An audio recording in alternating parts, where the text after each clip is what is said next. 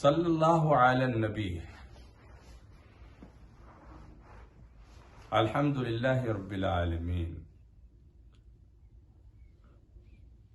اللہ سبحانہ تعالی نے قرآن مقدس میں ایک واقعہ بیان کیا ہے۔ وہ واقعہ سورہ کہف میں ذکر کیا گیا ہے کہ دو دوست تھے، ایک غریب تھا اور ایک امیر ترین مالدار شخص۔ اس کے پاس باغات تھے، وہ ان باغات پر فخر کیا کرتا تھا۔ ایک روز وہ اپنے دوست کو اپنے باغ میں لے کر کے گیا تاکہ اسے دکھائے کہ میرے باغات کیسے ہیں۔ لیکن جیسے ہی وہ اس زمین پر داخل ہوئے جہاں اس کا باغ تھا تو وہ ندارت باغ وہاں موجود نہیں تھا، بلکہ ایک آندھی آئی اور اس کو جلا کر کے خاک کر دیا تھا۔ تو اس وقت اس کے بھائی نے کہا کہ تمہارے لیے یہ لازم اور ضروری تھا کہ تم اللہ کی نعمتوں کو دیکھ کر اس پر اس کا شکر ادا کرتے اور یوں کہتے کہ ماشاء اللہ لا قوت الا باللہ، کہ جو کچھ بھی یہ نعمتیں مجھے حاصل ہیں صرف خدا کی وجہ سے حاصل ہیں، مگر بچائے تم نے یہ کہنے کہ اس پر فخر کرنا شروع کر دیا جس کی وجہ سے تمہیں یہ نقصان پہنچا۔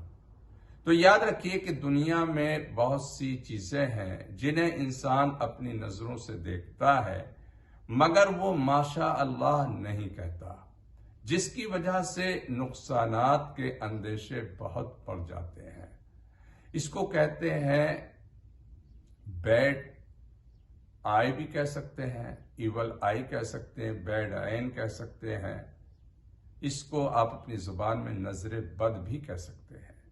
رسول اللہ صلی اللہ تعالی علیہ وسلم کے زمانے میں ایک صحابی تھے جو انتہائی درجے خوبصورت تھے۔ ایک روز ان کا بدن کھلا ہوا تھا اور ان کے اوپر کسی دوسرے شخص کی نظر پڑی اور نظر کا پڑنا تھا کہ وہ فوراً بیمار پڑ گئے۔